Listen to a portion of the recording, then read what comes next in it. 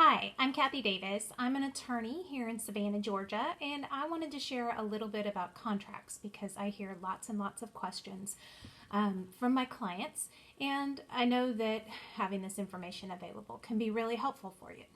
So I can definitely be a bit of a broken record when it comes to contracts because business owners need to use contracts even when they're in negotiations with other business owners because those contracts will define who is responsible for what. They define when you get paid, who is supposed to pay who, what the timeline for payment is, what the milestones in the project are. They define all of this really important information that protects you and your business. It also can define things like the relationship between the parties, what information is confidential, what information needs to be protected. These are all things that can be outlined in a contract or an agreement, depending on what word you want to use. That in the end will protect you so that if something goes wrong in the relationship, as much as we would all love to continue to get along with everybody forever and ever, that doesn't always happen in the real world. And so contracts are a way that we can protect ourselves moving forward and know that in a year or 2 years or 4 years or 5 years that we know how this relationship is supposed to go according to what's in black and white. So I wanted to go through and contracts can be short. They can be as short as 1 page. They can be as long as one, I've seen 100-page contracts. So it's really what you're negotiating about, the complexity of your arrangement, the length of your arrangement. All of those things can factor into what exactly needs to be included in the contract. But real quickly, I wanted to give you a general idea of what I look at when I look at contracts and some of the questions that I ask myself. Now, I would encourage you, particularly if it is a detailed transaction, if there's a lot of money involved, and you need to define for yourself what a lot of money is.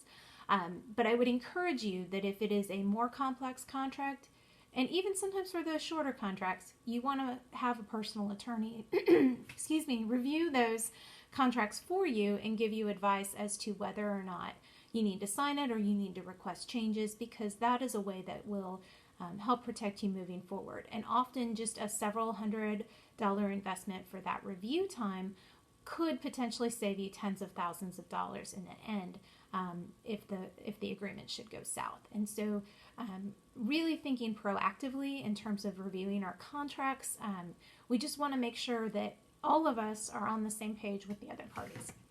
So what do I look at when I look at contracts? I always make sure the parties are correct because people use form contracts all the time. They don't change that up. That can be wrong, and then that's a really huge issue. I also check the scope of work very carefully, very completely, and double check that with my client. I go over the payment provisions pretty carefully, and I make sure that the payment provisions that I read in the contract are the payment provisions that my client has understood to be the agreement. I look at any deadlines, and I make sure that when I talk to my client that they can actually meet those deadlines, that any deadlines that are imposed on my client are reasonable. I make sure any notification addresses are correct. I go through the intellectual property provisions pretty carefully. You may know that I spend most of my time in the intellectual property world of trademarks and non-competes. And so I spend a lot of time reviewing contracts that include non-compete language to make sure that it meets the latest requirements from case law, confidentiality requirements, and going through all of those just very important provisions for how to protect the information in your business. I also make sure that the standard clauses are in there, the assignment clause or the jurisdiction clause, making sure that venue is in a convenient place for my client. I talk about the insurance requirements. I make sure that if there's any insurance requirements that those fit my client's needs and that they're not being asked to carry an incredible amount of insurance in relation to the cost of the contract. I look at multiple provisions and I review all of those to go over them with my client and make sure that the contract that I read and that has been presented to them is the understanding my client actually has.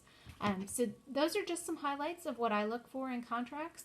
I find that often the dispute comes in either payment, time of delivery, quality of deliverable, or in the intellectual property being shared. In other words, someone who you do business with either sharing your customer list or sharing your program, thought, trademark, trade secreted formula, etc., with the world or with one of their customers and claiming it as their own.